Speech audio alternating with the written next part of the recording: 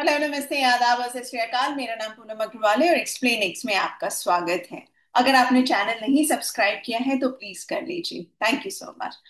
आज हम बात करेंगे एक पर्टिकुलर रिपोर्ट के बारे में जो कि रिपोर्टर्स कलेक्टिव ने किया है, और इस रिपोर्ट में उन्होंने ये बताया है कि किस तरह से कोशिश की जा रही है मुस्लिम वोटर्स का नाम डिलीट करने के लिए। और ये खास तौर पे हो रहा है ढाका कॉन्स्टिट्युएंसी में, जो कि बिहार में है।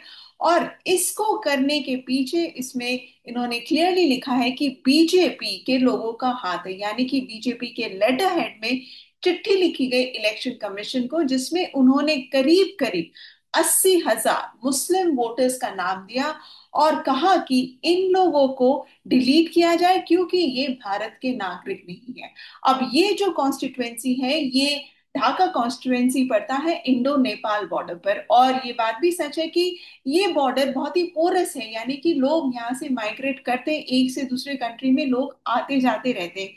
लेकिन इसके साथ उन्होंने ये भी कहा है कि यहाँ पर कई सारे लोग ऐसे हैं जो सालों से इस पर्टिकुलर कॉन्स्टिट्युएंसी में रह रहे हैं, और यहाँ पर मुस्लिम रेसिडेंट्स भी काफी हैं। तो अब ये पर्टिकुलर मैटर जो रिपोर्ट किया है आयुषी कर और विष्णु नारायण ने, जो दो जर्नलिस्ट है, उन्होंने इस मैटर पे रिपोर्ट करने से पहले ढाका कॉन्स्टिट्युएंसी में गए, वहां पर लोगों से बात की, और उन्होंने ये भी क्लेम किया है और उसका फोटोग्राफ भी उन्होंने अपने आर्टिकल में डाला है, जो डॉक्यूमेंट जिसके जरिए, यानी कि बीजेपी के लेटर हेड के जरिए ये चिट्ठी लिखी गई थी इलेक्शन कमीशन को, जिसमें उन्होंने 80,000 वोटर्स, करीब करीब 80,000 वोटर्स, मैं स्पेसिफिक नंबर भी दे देती हूँ आपको, 78,384 वोटर्स के नाम डिलीशन के लिए। और ये एक बार नहीं बल्कि रिपीटेड अटेम्प्ट्स किए गए।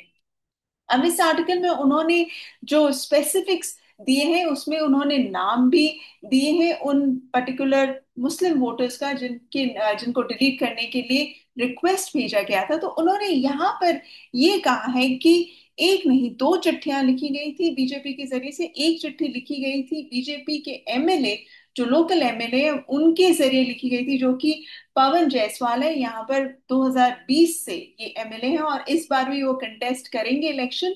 और इन ये खड़े होंगे फैजल रहमान, जो कि आरजेडी है, उनके अगेंस्ट। तो इनके जरिए, यानी कि इनके ऑफिस के जरिए एक चिट्ठी लिखी गई थी, और दूसरी चिट्ठी जो गई थी बीजेपी के हेडक्वार्टर से, पटना से, यानी कि बिहार के हेडक्वार्टर से, ये दो चिट्ठियां गई हैं। अब जैसा कि आप जानते हैं कि बिहार में एसआईआर की प्रक्रिया चल रही है, और फाइनल वोटर लिस्ट पब्लिश होगा 1 तारीख को, 1 अक्टूबर को। अब 1 अक्टूबर में जब ये फाइनल लिस्ट पब्लिश होगा तभी हमें पता चलेगा कि ये जो अटेम्प्ट किया गया है 80,000 वोटर्स के डिलीशन का, क्या वो सक्सेसफुल रहा कि नहीं, वो तो तभी क्लियर होगा। लेकिन ये जो दो चिट्ठियां हैं एक तरह से क्लियरली इंडिकेट कर रहा है कि ये अटेम्प्ट किए जा रहे हैं कि मुस्लिम वोटर्स के नाम डिलीट हो जाए। और ये सबसे बड़ा फियर भी रहा है, जैसे कि आप सब जानते हैं कि बिहार में चल रहे एसआईआर में किस तरह के लोगों के नाम डिलीट खास तौर पे किए जा रहे हैं, जो या तो मर गए हैं या तो वहां से शिफ्ट कर गए हैं दूसरी जगह,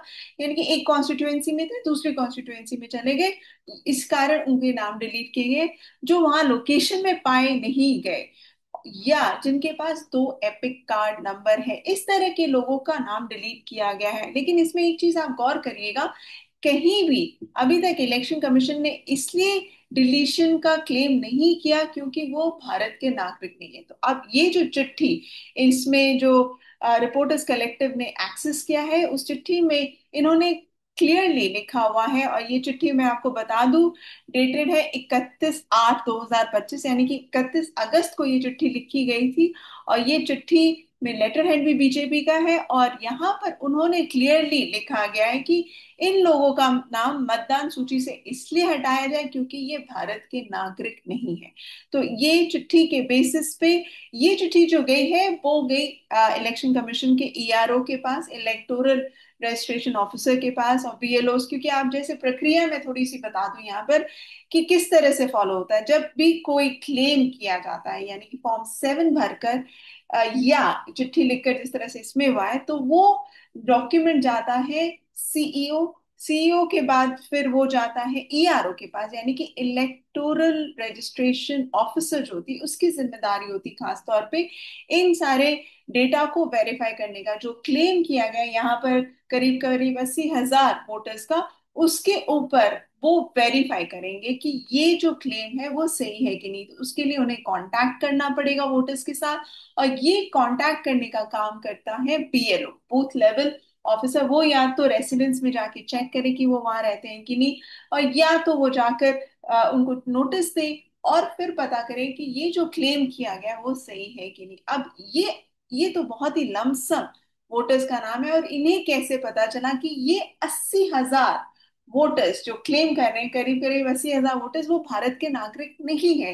ये क्लेम ये किस तरह से कर सकते हैं और इसका आधार क्या है, ये एक बहुत बड़ा सवाल है। ऑफ कोर्स रिपोर्टर्स कलेक्टिव ने कांटेक्ट किया वहां के लोकल एमएलए के साथ, पवन जायसवाल, उनसे पूछने की कोशिश की कि आखिर ऐसी चिट्ठी आपके ऑफिस से क्यों गई है, लेकिन उसका कोई भी क्लियर आंसर उन्हें नहीं मिला, जो कि रिपोर्ट कह रहा है। रिपोर्टर्स कलेक्टिव ने अपने आर्टिकल में एक चीज और जो क्लेम की है, उन्होंने कहा है कि ये जो 78,384 वोटर्स के नाम है, वो कहीं ना कहीं ये दर्शा रहा है कि किसी तरह का सॉफ्टवेयर या किसी तरह का प्रोसेस, कंप्यूटर प्रोग्राम यूज किया गया है ताकि ये मुस्लिम वोटर्स के नाम अलग से सेग्रीगेट किए जाए या अलग किए जा सके। और ये जो लिस्ट उनके पास है, उसमें ये दर्शा रहा है कि किसी तरह का प्रोग्राम रन करके उन्होंने खास तौर पे ये लिस्ट निकाले हैं। वहां के जो सिटिंग एमएलए हैं जो बीजेपी के हैं ढाका के, उन्होंने ये भी क्लेम किया है कि आरजेडी के लोगों ने 40,000 हिंदू वोटर्स के डिलीशन के लिए भी कोशिश की। उन्होंने ये कहा है कि इस तरह के कंप्लेंट्स लिखे गए हैं इलेक्शन कमीशन के पास कि 40,000 हिंदू वोटर्स के नाम हटाए जाए। तो एक तरफ आप देख रहे हैं बीजेपी के लोग कह रहे हैं, और अटेम्प्ट भी किया, चिट्ठी भी है जो कि एक्सेस किया है रिपोर्टर्स कलेक्टिव ने, करीब करीब 80,000 वोटर डिलीशन का, और जो कि मुस्लिम वोटर्स हैं। और दूसरी तरफ ये बीजेपी के लोग क्लेम कर रहे हैं कि आरजेडी के लोग भी 40,000 वोटर्स, हिंदू वोटर्स की डिलीशन की बात और कंप्लेंट की है उन्होंने इलेक्शन कमीशन को, हालांकि उसके कोई डॉक्यूमेंट एक्सेस नहीं किए हैं रिपोर्टर्स कलेक्टिव ने। रिपोर्टर्स कलेक्टिव के लोगों ने, यानी कि जर्नलिस्ट ने, वहां के लोकल इलेक्शन कमीशन के लोगों से बात की, ईआरओ और बीएलओ से। उन्होंने ये कंफर्म किया कि उन्हें कंप्लेंट्स मिली हैं, बहुत सारी कंप्लेंट्स मिली हैं, और उस पर काम चल रहा है, वेरिफिकेशन का काम चल रहा है। अभी तक किसी तरह का वो कोई डेटा नहीं प्रोवाइड कर पा रहे हैं कि कितने लोगों का नाम डिलीट हुआ है या नहीं।